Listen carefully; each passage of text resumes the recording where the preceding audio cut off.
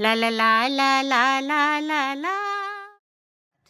आज मैं आपको मशहूर रूसी लेखक लियो टॉल्स्टॉय की एक कहानी सुनाने जा रही हूँ। बाद के जीवन में टॉल्स्टॉय का झुकाव जीवन के उद्देश्य की खोज और आध्यात्म की तरफ हो चला था। इस कहानी में उसकी एक झलक मिलती है। कहानी का मूल शीर्षक है द टू ओल्ड मैन। मैंने इसका हिंदी में रूपांतरण किया है, तो आओ सुनो कहानी दो दोस्त। एफएम और एलाइजा की दोस्ती ने कई बसंत देखे थे। एफएम धार्मिक प्रकृति का था, समाज में सम्मानित, धनाढ्य, उसका भरा पूरा परिवार था और वो अपने परिवार के प्रति समर्पित रहता था। एलाइजा पहले बढ़ई का काम करता था, पर अब मधुमक्खी पालन करता था। वो हंसमुख और दयालु था और कभी कभार शराब या सूंघनी ले लेता था। अपनी शांत प्रकृति के कारण वो अपने पड़ोसियों का चहेता था। दोनों काफी समय से जेरूसलम की तीर्थ यात्रा पर जाने की सोच रहे थे, पर हर बार किसी न किसी कारण वो टल जाती थी। एक दिन जब दोनों दोस्त मिले तो एलाइजा ने एफएम से पूछा, भाई कब चलना है? एफएम ने गंभीरता से कहा, अभी कुछ और रुकना पड़ेगा। नया घर बनवाने में जितना सोचा था उससे 3 गुना ज़्यादा पैसा लग गया है। गर्मियों तक रुको, फिर खुदा ने चाहा तो चल पड़ेंगे। भाई मुझे तो लगता है अब और देर नहीं करनी चाहिए, एलाइजा ने कहा। बस चल ही देना चाहिए। बसंत का मौसम बिल्कुल सही वक्त है इस यात्रा के लिए। अरे सही गलत की बात नहीं है एलाइजा, अभी तो काम शुरू हुआ है, अभी मैं कैसे चल सकता हूँ? एफएम ने कहा। अरे क्यों, तुम्हारा बेटा संभाल लेगा? एलाइजा ने कहा। ओहो, वो तो बिल्कुल निकम्मा है, सब काम बिगड़ जाएगा। नहीं मेरे दोस्त, एलाइजा बोला, अगर हम दोनों कल मर भी जाएं तो भी ये दुनिया चलती रहेगी। तुम्हारे बेटे को थोड़े तजुर्बे की ज़रूरत है। हो सकता है, एफएम बोला, पर फिर भी मैं अपने सामने काम पूरा करवाना चाहता हूँ। अरे काम कभी पूरा नहीं होगा भाई। अरे अभी कल परसों की ही बात है कि घर की सब औरतें त्योहार की तैयारी में जुटी हुई थी, एलाइजा बोला। एक के बाद एक सब छोटे बड़े काम निपटाती चली जा रही थी खुद तैयार होने के पहले, और काम थे कि खत्म होने का नाम ही नहीं ले रहे थे। तभी मेरी सबसे बड़ी बहू, जो बहुत अक्लमंद है, काम रोककर खड़ी हो गई और बोली, हम चाहे जितनी कोशिश कर लें काम कभी खत्म होगा ही नहीं। एफएम कुछ सोचकर बोला, अभी घर में काफ़ी पैसा भी लग रहा है, खाली हाथ तो यात्रा के लिए निकल नहीं सकते ना। अरे तुम मुझसे 10 गुना ज़्यादा अमीर हो एफएम, और फिर भी पैसे की चिंता करते हो, एलाइजा ने कहा। मुझे कोई अभी कहे यात्रा के लिए चलने के लिए तो मैं तैयार हूँ। एफएम ने मुस्कुरा के कहा, लगता है तुम तो मुझसे ज़्यादा अमीर हो फिर। अरे पैसा कैसे लाओगे सफ़र के लिए, लंबा सफ़र है। अरे किसी न किसी तरह हो ही जाएगा इकट्ठा, और कुछ नहीं हुआ तो अपनी मधुमक्खियों के छत्ते अपने पड़ोसी को बेच दूंगा। वो काफ़ी समय से उन पे नज़र लगाए हुए है, लेकिन बाद में अगर उनमें से इस बार खूब शहद निकला तो तुम्हें अफसोस होगा एलाइजा, एफएम ने कहा। अफसोस? ना ना ना ना, जिंदगी में अफसोस मुझे सिर्फ अपने गुनाहों पर हुआ है और किसी चीज़ पर नहीं। अपनी अंतरात्मा के अलावा कोई चीज़ ऐसी नहीं है जिसके लिए परेशान हुआ जाए। अगले दिन तक इस बात पर और विचार करके एफएम ने कहा, ठीक कहते हो दोस्त, जिंदगी और मौत तो ऊपर वाले के हाथ में है, हमें चल देना चाहिए। हफ्ते भर में जाने की सब तैयारी हो गई। एलाइजा ने कुछ पैसे अपने छत्ते पड़ोसी को बेचकर कमाए, कुछ उसकी बीवी और बहू ने जो बचा के रखा था वो दिया। उसने अपने परिवार से सिर्फ इतना ही कहा कि देखो, जब जैसी ज़रूरत पड़े वैसा ही करना। एफएम ने अपनी बीवी बच्चों को तरह तरह की हिदायतें दी और बहुत विस्तार से समझाया कि उसकी गैरहाजिरी में सब काम कैसे संभालना है, एक एक चीज़। गांव से बाहर निकलते ही एलाइजा ने घर द्वार के सारे विचार पीछे छोड़ दिए।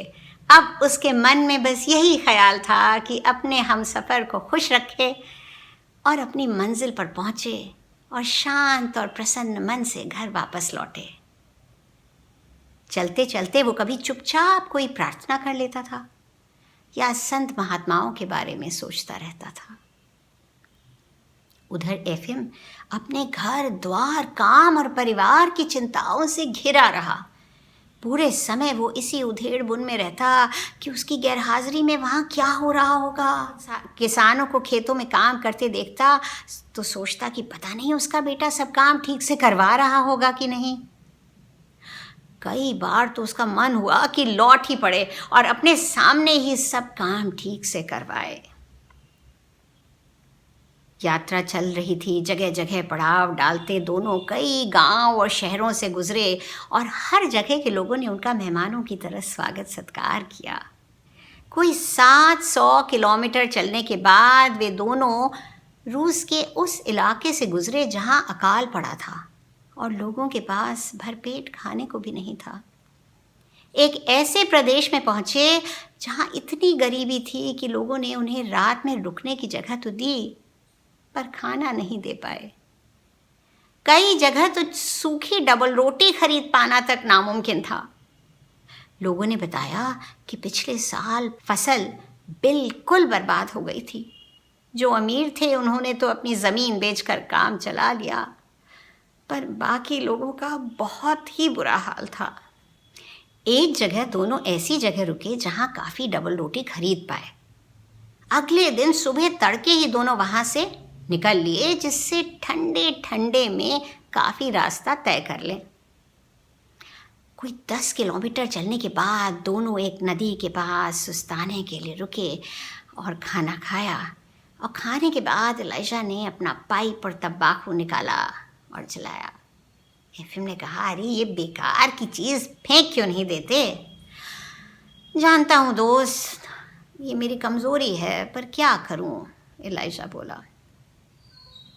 वो कोई 10-12 किलोमीटर और आगे चले।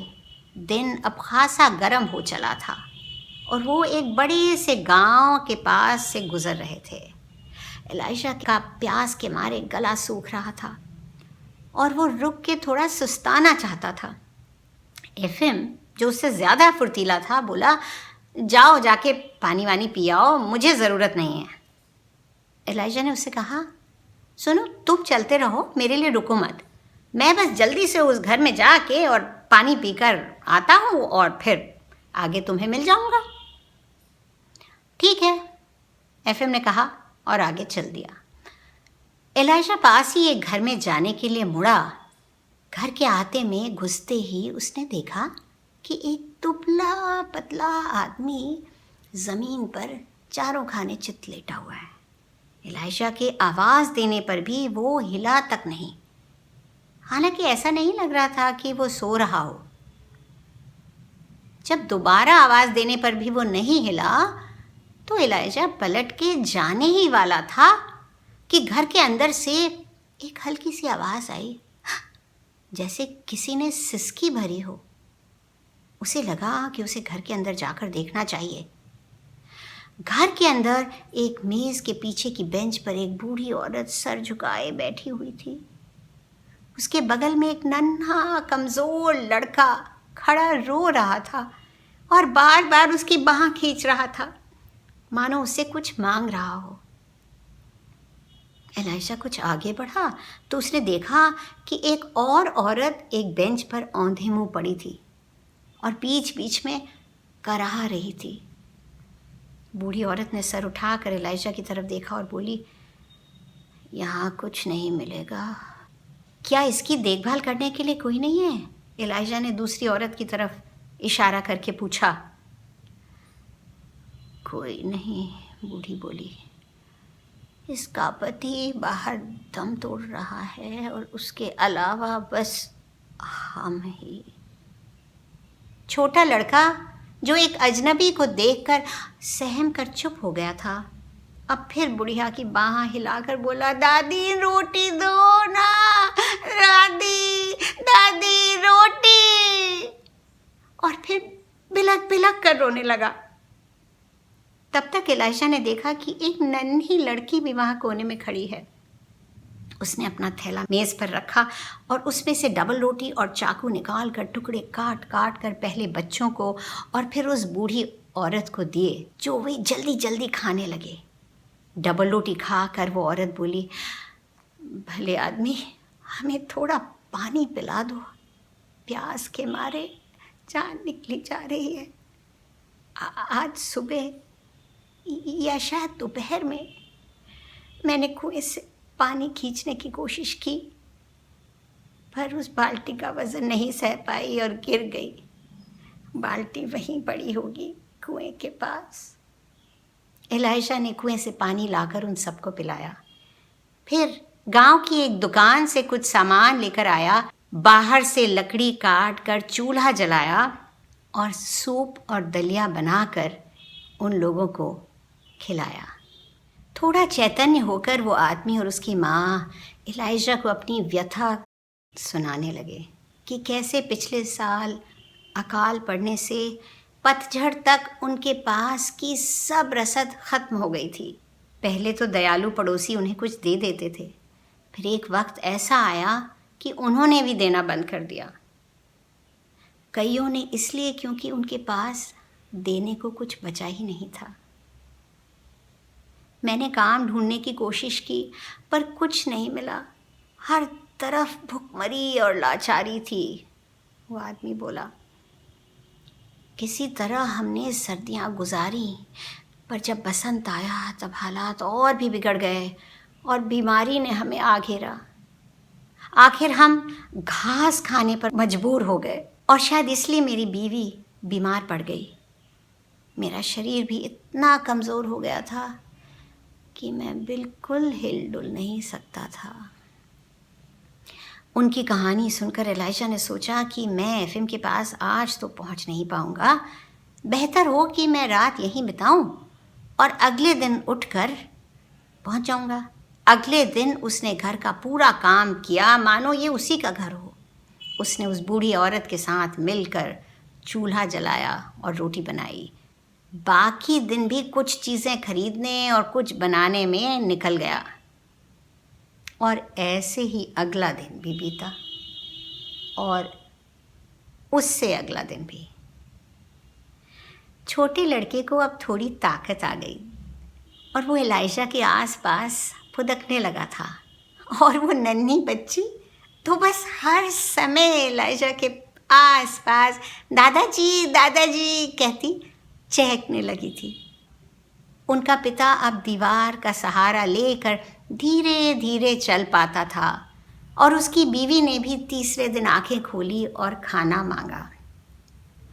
अब मुझे चल देना चाहिए, एलाइशा ने सोचा, काफ़ी देर हो गई है। पर अगला दिन खास था जब कई दिन के परहेज के बाद मीट दोबारा खाना शुरू होता था। एलाइशा ने सोचा कि अगर ये दिन मैं कुछ तोहफे खरीद कर इन लोगों के साथ मनाऊं तो कितना अच्छा रहेगा और शाम तक अपने सफ़र पर निकल जाऊंगा। ये सोचकर वो खाना बनाने का सामान खरीद कर लाया और पूरा परिवार खाना बनाने में जुट गया। अगले दिन एलाइशा चर्च गया और लौटकर इस परिवार के साथ त्योहार मनाया।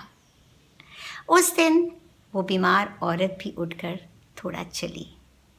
उसके पति ने दाढ़ी बनाई और अपनी इकलौती कमीज़ धो के सुखा के फिर पहनी और फिर उसके पास गया, उस आदमी के पास जिसके पास उसने अपनी ज़मीन गिरवी रखी थी।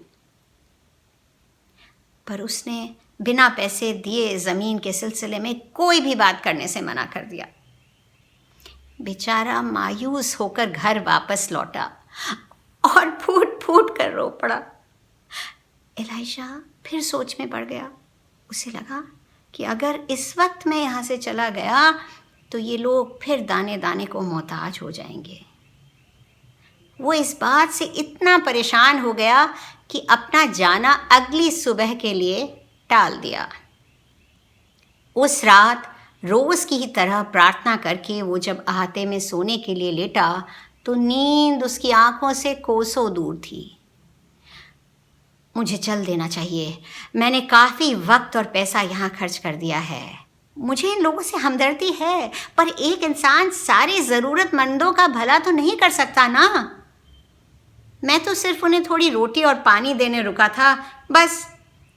फिर भी कितना अच्छा हो अगर इनको अपनी ज़मीन वापस मिल जाए और बच्चों के लिए एक दुधारू गाय और इस आदमी के लिए एक घोड़ा आ जाए जो फसल कटने के समय उसके काम आ सके। अच्छे जंजाल में फंसे तो मिलाइजा। रात भर वो इसी उधेड़ बुन में रहा और फिर सुबह सुबह जब उसकी आंख लगी तो उसने एक सपना देखा। उसने देखा कि वो तैयार होकर इस घर के दरवाजे से बाहर निकल रहा है, पर दरवाज़ा बहुत सकरा है और एक तरफ से उसका कोट और दूसरी तरफ से उसकी पैंट उसमें फंस जाते हैं।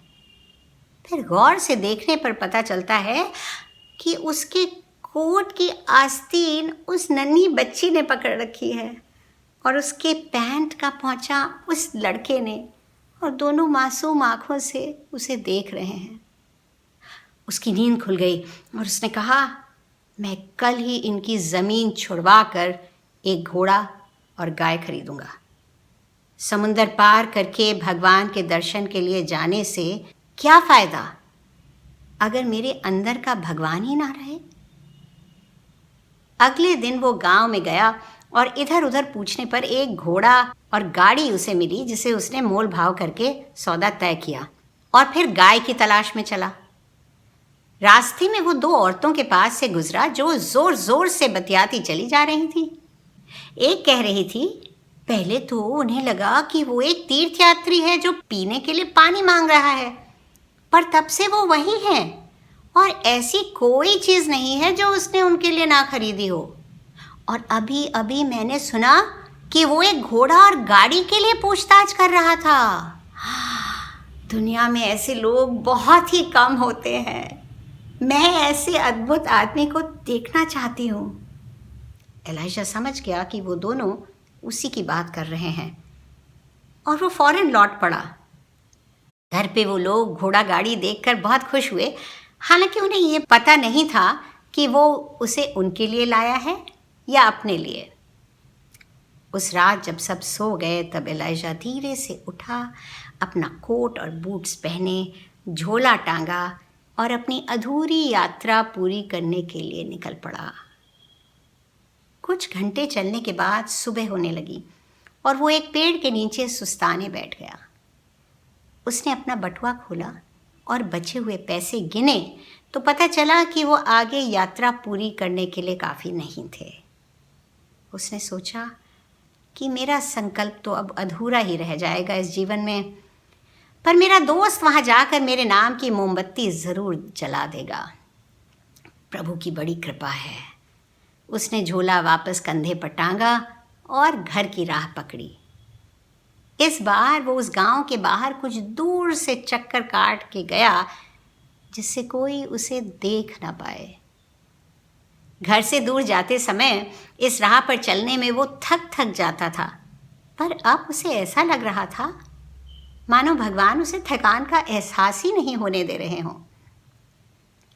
जब वो घर पहुंचा तो उसके परिवार और पड़ोसी और तमाम और लोग आकर उससे यात्रा के बारे में तरह तरह के सवाल पूछने लगे। ज़्यादा लंबी लंबी बातें बनाए बिना एलाइजा ने कहा, रास्ते में मेरे कुछ पैसे खो गए और मैं अपने दोस्त से भी बिछुड़ गया, इसीलिए मैं तीर्थ यात्रा पूरी नहीं कर पाया और वापस लौट आया। भगवान की यही इच्छा थी, उसकी बड़ी कृपा है। उसने बचे पैसे अपनी पत्नी को दे दिए और परिवार की कुशल मंगल पूछी। पत्नी ने बताया कि सब ठीक ठाक चलता रहा था और वो सब सुख शांति से रह रहे थे। लोगों को आश्चर्य हुआ कि अरे, इतना समझदार आदमी ऐसी बेवकूफ़ी कैसे कर सकता था। कि इतनी ज़रूरी यात्रा ख़त्म करे बगैर पैसा बर्बाद करके लौट आया। पर फिर वो इसके बारे में भूल गए और एलाइजा भी सब कुछ भूलकर यहाँ अपने काम में लग गया। उधर एलाइजा से अलग होकर एफएम और आगे चलकर एक पेड़ के नीचे रुक के सुस्ताने बैठ गया था। इंतज़ार करते करते उसकी आंख लग गई थी और जब वो उठा तो कुछ और देर इंतज़ार करने के बाद उसे शक होने लगा कि कहीं एलाइजा उसे देखे बगैर आगे तो नहीं निकल गया, या शायद कुछ दूर तक उसे किसी गाड़ी में जाने को मिल गया हो। फिर उसने सोचा वापस जाकर उसे ढूंढने में भी कोई फ़ायदा नहीं है, कहीं मैं उसे ढूंढने वापस जाऊं और वो आगे निकल जाए और हम दोनों मिल ना पाएं। बेहतर होगा मैं आगे चलता हूं और रात को जहां रुकूंगा वहां वो मिल ही जाएगा। पर उसे एलाइजा न वहां मिला और ना ही आगे कहीं। रास्ते भर जहाँ भी वो रुकता था सबको एलाइजा का ब्यौरा देकर पूछता था कि किसी ने ऐसे गंजे आदमी को तो नहीं देखा, पर कोई फ़ायदा नहीं हुआ। एफएम ने सोचा था कि पानी के जहाज़ पर तो एलाइजा उसे मिल ही जाएगा, पर वो वहाँ भी नहीं मिला। तीर्थयात्रियों के एक जत्थे के साथ एफएम पानी के जहाज से लंबी यात्रा करके रास्ते में तूफानी मौसम झेलता हुआ कुंस्तुनतुनिया पहुंचा और फिर अलेक्जेंड्रिया होता हुआ आखिरकार यरूशलेम। इस यात्रा के दौरान एक और अकेला यात्री उसके साथ हो लिया था।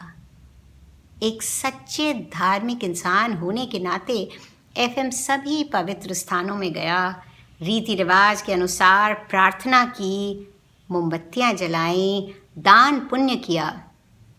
पर इस बीच उसे अपने साथी पर शक होने लगा था और भीड़ में धंस के आगे जाते समय और आंख बंद करके प्रार्थना करते वक्त भी उसे यही लगता रहा कि कहीं वो उसके बटुए में से पैसे ना निकाल ले। आखिरकार वो यरूशलेम के सबसे पवित्र स्थल पर पहुंचा जहां ईसा मसीह को सूली से उतारा और दफनाया गया था। उनकी समाधि के उस पवित्र गिरजाघर में भक्तों का समुद्र उमड़ा पड़ रहा था। एफएम अंदर तो पहुंच गया, पर आगे तक पहुंचना नामुमकिन था। अचानक उसने लोगों के सिरों के बीच से देखा कि सबसे आगे रोशनी के बल्बों के नीचे एक बुजुर्ग गंजा आदमी खड़ा था। अरे, ये एलाइजा से कितना मिलता जुलता है, उसने सोचा। पर वो तो हो ही नहीं सकता, क्योंकि मैं पूरे रास्ते उसके बारे में पूछता आ रहा हूँ और मेरे जहाज से पहला वाला जहाज तो 1 हफ्ते पहले निकला था। अभी एफएम ये सोच ही रहा था कि वो आगे खड़ा हुआ गंजा आदमी प्रार्थना करके 3 बार झुका, पहले आगे, फिर बाएं और फिर दाएं। ये तो एलाइजा ही था, वही काले घुंघराले वाली दाढ़ी, वही भवें, वही आंखें, वही नाक। एफएम अपने दोस्त को देखकर खुशी से फूला नहीं समाया। वो एलाइजा को टकटकी बांध कर देखता रहा जिससे वो फिर से खो ना जाए। प्रार्थना खत्म हुई और लोगों का हुजूम आगे की ओर बढ़ा, जिससे एफएम एक कोने में फंस गया और जब तक निकल पाया तब तक एलाइजा जा चुका था। उसने शहर भर के मुसाफिर खानों में जा जाकर एलाइजा को ढूंढा, पर कोई फायदा नहीं हुआ। अगले दिन फिर वो उसी चर्च में प्रार्थना के लिए गया और आगे पहुंचने की कोशिश की, पर फिर भीड़ के धक्के ने उसे एक खंबे से सटा दिया और उसे वहीं खड़े होकर प्रार्थना करनी पड़ी। जब उसने लोगों के सिरों के बीच से आगे देखने की कोशिश की तो फिर एलाइजा को सबसे आगे खड़ा पाया। उसने अपनी बाहें किसी पादरी की तरह फैला रखी थी और उसका सर ऊपर लटके अनगिनत लैम्प की रोशनी में चमक रहा था। अब तो मैं उस तक पहुंचकर रहूंगा ही, एफएम ने सोचा और भीड़ में धंसता धकेलता आगे तक पहुंचा। पर जब तक वो वहां पहुंचा एलाइजा वहां था ही नहीं। तीसरे दिन भी एफएम प्रार्थना में शामिल होने गया और फिर सबसे आगे देखा तो एलाइजा को खड़ा पाया, ठीक पिछले ही दिन की तरह। उसकी बाहें फैली हुई थी, उसका गंजा सिर ऊपर के अनगिनत लैम्प्स की रोशनी में चमक रहा था और वो ऊपर की ओर ऐसे देख रहा था मानो वहाँ उसे कुछ दिख रहा हो। अब मैं एलाइजा को जाने नहीं दूंगा, ऐसी जगह खड़ा होऊंगा जहां हम दोनों का सामना हो ही जाएगा। ये सोचकर एफएम चर्च के दरवाजे पर जाकर खड़ा हो गया, जहां से हर कोई होकर बाहर जा रहा था। वो गौर से हर एक इंसान को आता देखता रहा, पर एलाइजा उनमें नहीं था। एफएम 6 हफ्ते तक यरूशलेम में रहा और सारे पवित्र स्थानों में गया, बेथलेहम, बेथनी वगैरह। एक शीशी में जॉर्डन नदी का पवित्र जल लिया और पवित्र जगह की मिट्टी और मोमबत्तियाँ लीं। अब उसके पास पर घर लौटने भर के पैसे बचे थे, तो उसने वापसी का लंबा सफ़र शुरू किया। जैसे जैसे घर पास आता जा रहा था, घर की चिंताएं उसे फिर सताने लगीं। वो सोचने लगा कि पता नहीं उसके बेटे ने सब कुछ ठीक से संभाला होगा कि नहीं, बसंत कैसा रहा होगा, जाड़े में गायें सुरक्षित रही होंगी या नहीं, घर पूरा बन चुका होगा कि नहीं। चलते चलते जब वह उस प्रदेश में पहुंचा जहां एलाइजा से अलग हुआ था, तो उसने देखा कि जहां पिछले साल गरीबी और भुखमरी फैली हुई थी, वहां इस साल फसल बहुत अच्छी हुई थी और लोगों में खुशहाली थी। एक गांव के पास से गुजरते हुए एक नन्ही लड़की उसके पास दौड़ती हुई आई और बोली, दादाजी घर चलिए ना, और खिलखिलाती हुई उसका कोट पकड़कर घसीट ले गई, अपने घर ले चली।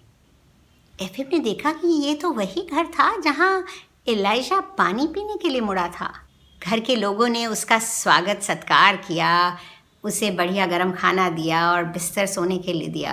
और जब उसने उन्हें धन्यवाद दिया कि उन्होंने एक बेचारे यात्री को अपने घर में ठहराया, तो बच्चों की दादी ने उसे कहानी सुनाई कि कैसे एक यात्री ने ही आके उनके जीवन की काया पलट दी थी। पूरा परिवार बड़े उत्साह से उसका गुणगान कर रहा था कि वो कैसे आया, उनके लिए क्या क्या किया और कैसे एक दिन बिना बताए गायब हो गया। पता नहीं वो फरिश्ता था कि इंसान, पर उसने ना सिर्फ हम सब की जान बचाई, पर ईश्वर में हमारा विश्वास भी फिर से जगा दिया। वे बोले। उस दिन रात में लेटे लेटे उनकी कहानी और यरूशलेम में एलाइजा को देखने के बारे में ही सोचता रहा एफएम, और अगले दिन वहाँ से चल पड़ा। घर पहुंचकर उसे पता चला कि उसके बेटे ने सारा पैसा यूं ही उड़ा दिया था और कुछ काम खत्म नहीं किया था। अगले दिन एफएम एलाइजा के घर के सामने से निकला तो उसकी पत्नी घर के बाहर ही खड़ी थी और वो उससे बात करने रुक गया। दुआ सलाम के बाद उसने पूछा, एलाइजा घर पे है? हाँ, वो अपनी मधुमक्खियों के पास है, आपको देखकर बहुत खुश होगा, एलाइजा की पत्नी बोली। घर के अंदर से होता हुआ एफएम जब पीछे अहाते में पहुंचा तो उसने देखा कि सामने एलाइजा एक पेड़ के नीचे खड़ा था। उसने अपनी बाहें फैला रखी थी और पेड़ की डालियों से छन छन कर आती धूप में उसका गंजा सिर चमक रहा था, ठीक वैसे ही जैसे एफएम ने 3 बार यरूशलेम में देखा था। उसके सर के चारों ओर ढेर सारी मधुमक्खियां गोल गोल मंडरा रही थीं, बिना उसे काटे, एक मुकुट सा बनाती हुई। एफएम वहीं ठिठक गया। अरे देखो कौन आया है, एलाइजा अपनी पत्नी की आवाज सुनकर घूमा। अपने दोस्त को देखकर उसका चेहरा खिल उठा और वो लपकता हुआ उससे मिलने आगे आया। एलाइजा ने जब उससे जेरूसलम के बारे में पूछा तो एफएम ने कहा, मैं वहाँ पहुँचा तो था, पर मुझे नहीं पता कि मेरी प्रार्थना कबूल हुई कि नहीं।